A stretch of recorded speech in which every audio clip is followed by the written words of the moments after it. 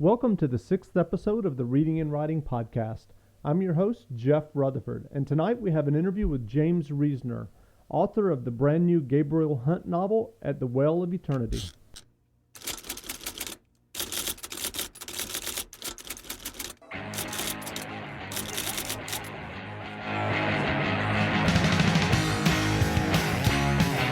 Welcome to the Reading and Writing Podcast. I'm your host, Jeff Rutherford. On today's podcast, I'm happy to be joined by James Reasoner, a prolific Western writer and the author of 232 novels written under his name and a variety of pseudonyms. Reasoner's most recently published novel is At the Well of Eternity, the first Gabriel Hunt novel, a new paperback series designed to be an homage to the pulp adventure novels of the 1930s and 40s. You can find James online at jamesreasoner.net or his Rough Edges blog at jamesreasoner.blogspot.com. James, welcome to the Reading and Writing Podcast. Thank you. Good. Well, as I mentioned in the introduction, you've written 232 novels, and according to the emails that we were trading before this interview, you're now working on number 233. I'm always working on something. Well, your first novel, Texas Wind, was published in 1980. My first question, and probably a question that a lot of people have, is how do you write 232 novels? You sit in front of the computer a lot of hours. Actually, I started out, when I started writing, I was writing in, doing first drafts in longhand with a fountain pen, that's how old I am, in a spiral notebook. So I went from that to typing drafts on a manual typewriter and then an electric typewriter and finally a computer. So you spend a lot of time in front of those various things. Right. Well, you started out writing mystery short stories in the late 1970s, if I'm not mistaken, for the Mike Shane Mystery Magazine. Is that right? That's correct. My first story in Mike Shane appeared in, I believe, the August 1977 issue, something like that. So. Right. So your first published work was short stories. I'm just curious, did you feel like you have to build up your stamina, so to speak, to be able to shift into writing the number of novels that you've written? Well, I think when people start out to write, a lot of times they think that short stories will be easier because, they're short. When you look at the task of trying to, write a 300 or 400 page or 500 page manuscript, that's a pretty daunting thing for somebody who's never done anything like that before. But you think, well, I can do 10 pages, I can do 15 pages, But, of course, we all learn as time goes by. It's easier to write a good novel than it is to write a good short story, but you don't know that when you're starting out. Right. Well, your first novel was Texas Wind, a mystery, and then you quickly moved into writing Western novels, including mini titles in some of the adult Western series, Long Arm and Trailsman. Since your first novel was a mystery and crime novel, have you ever thought about trying to write more mysteries or a mystery series? Oh, I've always considered myself. I started out as a mystery writer. Between the short stories and the novel, and I wrote the Mike Shane stories in Mike Shane Mystery Magazine for several years. I had published, probably a couple of million words as a mystery writer before I ever wrote a Western. So I've always considered myself a mystery writer. It's my first love. I love Westerns. I love doing them. Even in the Westerns, though, I tend to do a lot of them that are actually mysteries. There's always mystery elements, or nearly always mystery elements in my Westerns. So, I would love to go back and do some more crime novels or write a mystery series, when the time comes, if it ever does. I'm staying busy, and that's the main thing I'm worried about. Right. Well, as I mentioned earlier, your latest novel is At the Well of Eternity, the first book in the Gabriel Hunt series. Charles R. Dye, the publisher of the popular and critically acclaimed Hard Case Crime series of paperback crime novels, came up with the idea for the Gabriel Hunt series. Is this a series and a style of writing that you particularly enjoy? Yes, when Charles first emailed me about this and described the series and asked if I would be interested in possibly contributing to it, I emailed him back immediately and said I was born to write this stuff. And I've always been a big fan of adventure fiction. I grew up at just the right time in the '60s to get all the reprints of the pulps from the 30s. I read all the Doc Savages. I knew when those Bantam editions of Doc Savage were supposed to come out. And I was there at the store the day they came out to get them. So, I love that sort of adventure fiction. And I grew up reading Robert E. Howard also, who was a great adventure writer, and that's just in my blood, I think. Right. And I'm just curious about that, because I know from reading your blog that you have what I would consider particularly vivid and poignant memories of buying comic books and novels at an early age. And I wonder, have you ever thought about what it was that appealed to you about those Westerns and crime novels and comic books? I think, are you still there? I kind of lost you. I'm here. Okay. Sorry, cut out there for a second. That's okay. I think I've always just been very much attracted to strong storytelling. And, growing up in the 60s and reading all those pulp reprints and reading all the paperback originals that were being published then, it was the same type of fiction. I like a fast-moving story. I like a story with good characters in it, but I want things happening too. That's just I'm not sure why.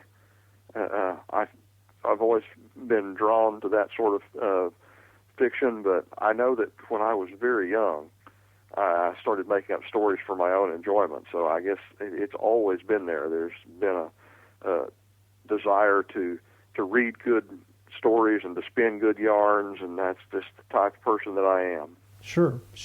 Do you remember when you actually sat down and started trying to write short stories? I know you mentioned earlier you started out and you were writing longhand. What age were you? The first story that I remember ever writing, I was probably in the 5th grade, which would make me, 11 or 12 years old, 11 years old probably. Right. And yeah, those were written in longhand on notebook paper. Would be writing stuff like that at school sometimes when I should have been working on other things. And so did you write those for school assignments? Excuse me? Did you write those for school assignments? No, I just wrote for my own entertainment. Now, I do remember when I was in grade school, we had, of course, a list of spelling words every week, and one of the assignments was to use those spelling words, write a sentence for every spelling word. And I'm sure most people would just, come up with some kind of sentences unrelated to each other. I had a tendency of writing, if we had 20 spelling words, I wrote a little 20-sentence short story using, one of those spelling words in each sentence. Right. That sounds great. I wonder from all of the stories and books that you've written, do you have a particular favorite novel or series of novels? Well, I'm real fond of my first book, of course. I think everybody is. I see some flaws in it when I go back and look at it now, but it has a lot of that raw first novel enthusiasm in it that I really like. There's a book called Under Outlaw Flags that I wrote for Berkeley about 10 years ago that's a historical novel that's partially a Western and partially a World War I novel, and I'm very fond of it. I actually appear as a character in that book. In several of my books. Now, you may wonder how I got myself in a book that's set, during World War I when I'm not nearly that old, but I managed. So, and then I'm very fond of this new Gabriel Hunt book too. I had a great time working on it, and when I was reading back over the page proofs, the finished manuscript of it, there was a moment there I stopped and I thought, I wish I was 14 years old and could read this book for the first time. That must have been a great feeling. It was. I really enjoyed that. Great. Stay tuned and we'll have more of our interview right after this.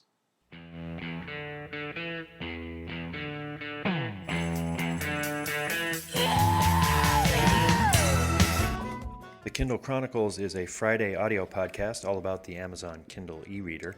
I'm Len Edgerly, and each week I present Kindle news, tech tips, an interview, a quote, and listener comments. I've been a writer all my life, and I'm doing this podcast because the Kindle has simply renewed my love of reading. I hope you'll stop by for a listen. You can find me at thekindlechronicles.com or by searching for Kindle in the podcast area of the iTunes Store.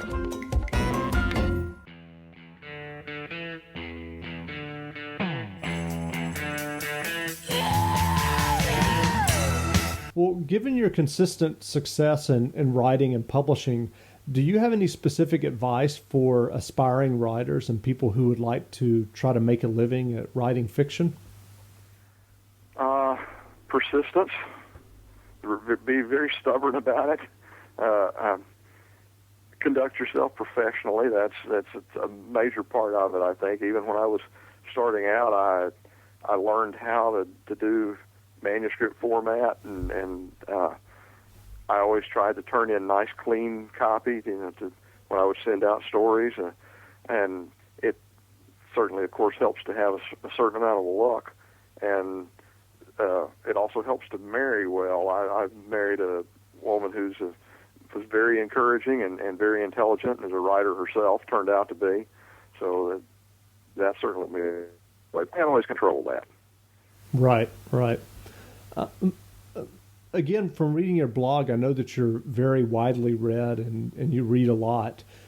Who are some of your favorite writers, and what writers do you feel have influenced you the most? I know that you mentioned earlier growing up reading the Doc Savage books and Robert E. Howard.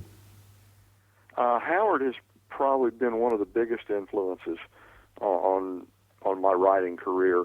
Not so much in the way that he wrote, but the way that he conducted his career. He grew up in a small town in Texas and didn't really know any other writers, but was able to forge a career for himself as a writer, and I always took that as inspiration. And I'm sure that I read so much of his work that I'm sure that some of it did rub off on me as well. But Howard was definitely an influence. Growing up, I read a ton of comic books, so and that was during the era when Stan Lee was writing everything for Marvel. So I probably read as many words of Stan Lee's work as anybody's. Sure. I went through a lot of different phases where I read different sorts of mysteries. I read British cozies for a long time when I was in like 8th grade, and I discovered Mickey Spillane when I was in 6th grade, and there's other writers that I ran into, Edgar Rice Burroughs and Max Brand, and a lot of the pulp writers. And when I started reading the hard-boiled private eye stuff, I really ripped through those. Shel Scott and the Mike Shane books. I remember vividly, there used to be what they called the bookmobile that would come out to our little town once a week, every Saturday, from the main library in the county seat. And I remember checking out a copy of This Is It, Michael Shane, from the bookmobile and reading it when I was probably 11 or 12 years old. And of course, never dreaming at that time that someday I would be writing Mike Shane stories myself. So I read probably more mysteries than anything else growing up, but I read a lot of westerns, a lot of science fiction, just really whatever I could get my hands on. It sounds like you were a voracious reader from an early age. Do you remember exactly when you first started reading, and maybe what some of your first specific memories of reading a book on your own? I remember I was 6 years old when my older sister took me to the bookmobile for the first time. I looked at it and thought, wow. Before that, I and my older brother and sister reading to me and things. I read a lot of the books, and once I started reading, I read a lot of books in a series about Freddie the Pig by Walter Brooks. I'm sure some of your listeners probably are familiar with Freddie the Pig, which were sort of mysteries in a way, because Freddie was a talking pig and he fancied himself a detective. But, Right. I read, and then I read the Hardy Boys books.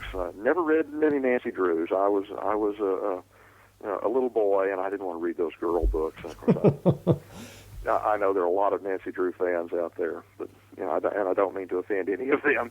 Sure. So I read the Hardy Boys books, and I read the Rick Brandt books, and any kind of adventure or detective. I read the Three Investigators, the series, and I just I know those well. I know those Three Investigators well. I really enjoyed those growing up. Yeah, and it was a real kick. One of the great things about being a writer is the people that you meet. And years later, remembering reading those Three Investigators books, and some of them were written by Dennis Lenz, and I corresponded with Dennis Lenz and got to know him, things like that. I've always gotten a lot of enjoyment out of that. I'm still a fan in a lot of ways. Sure.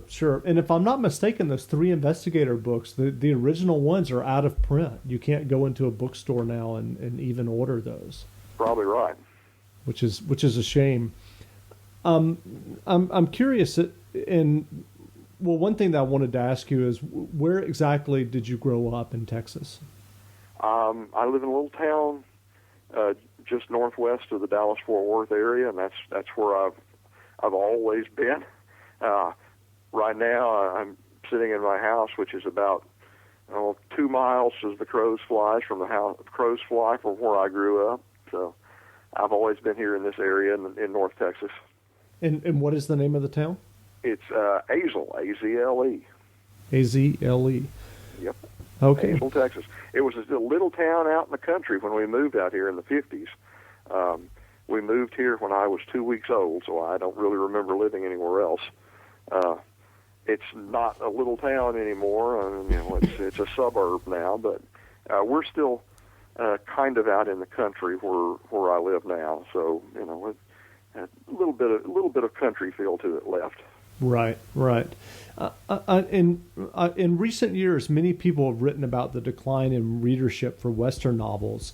I wondered if you've given any thought to that and what you attribute that to. And on the same note, I wondered, do you think that Western literature will continue even if it's published by small presses? Yeah, I don't think the Westerns will ever go. Now the market for it has shrunk, obviously, and I don't know exactly why that is. Some of it has to do with the fact that it's just not a favored genre anymore. The fans of the Western have literally died off over the years and haven't been replaced by enough new readers. Now, there are still new Western readers out there. I'm in contact with a bunch of Western fans who are young and enthusiastic about reading Westerns, and there are still some Western writers who are young and enthusiastic about it. It's just not something that is as popular as it once was, and some of that is to a certain extent a self-fulfilling prophecy. The publishers look at the numbers, and the numbers aren't as good, so they don't publish as many Westerns, and the print runs on the ones they do publish are not as big as they used to be, so naturally they sell even less, and it just keeps shrinking that way. Now, I don't think it's going to go away because I think there are enough fans who still enjoy the Westerns, and I think there are enough people who still enjoy writing them like I do. But it's definitely a smaller market than it once was. Sure. I wondered, with the amount of writing that you do and the number of novels that you've written, do you write from a detailed outline at this point, or do you, with some of your adult Westerns, do you write from possibly a 1 or 2 page proposal? I just was curious about the process there. Over the years, I've written from just about every sort of outline. I used to work for a book packager who liked to have like 40-page outlines. I never was comfortable with that. That's not something that I really like to do. And there are some books that I've written with no outline at all. Just started writing and see where it went. I like to have a 3 or 4 page outline. That gives me enough detail that I don't get lost along the way in the story, but it gives me plenty of leeway to do what I want to do with it too, and still be creative while I'm writing. But anything from a page or two up to 4 or 5 pages works real well for me. Gotcha. I wonder, what are you working on now, and when will your next book be published? I don't have anything coming out that I know of that I can actually claim, other than maybe a few series westerns. I've got some Long Arms and some Trailsmen in the pipeline that are coming out. I do a lot of ghostwriting, and the book I'm working on right now will come out under a name that I can't reveal. Let's put it that way. Right. Well, good. I think that's all of the questions that I had written down. If there's anything else that you wanted to add, I'm sure, I'd be glad to hear it. I don't know if there's anything we haven't covered. Can't really think of anything right at the moment. Okay. Well, James, thanks again for joining us for the Reading and Writing podcast. And if you'd like to find out more about James Reasoner and his novels, again, you can check out his website at jamesreasoner.net, or you can check out his Rough Edges blog at jamesreasoner.blogspot.com. Thanks. Thank you for having me here.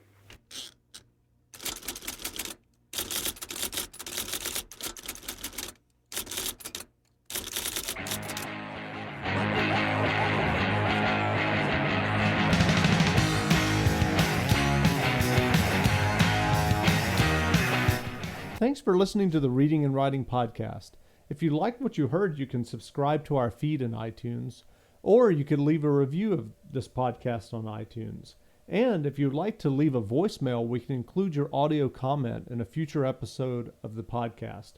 The voicemail line is 206-888-2731. Again, that's 206-888-2731.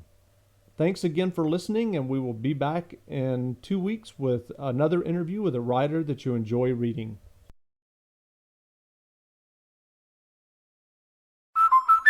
With equipment breakdown coverage from American Family Insurance, you can protect all the things that keep your dream home running, from sudden mechanical or electrical issues. Because this sound shouldn't mean...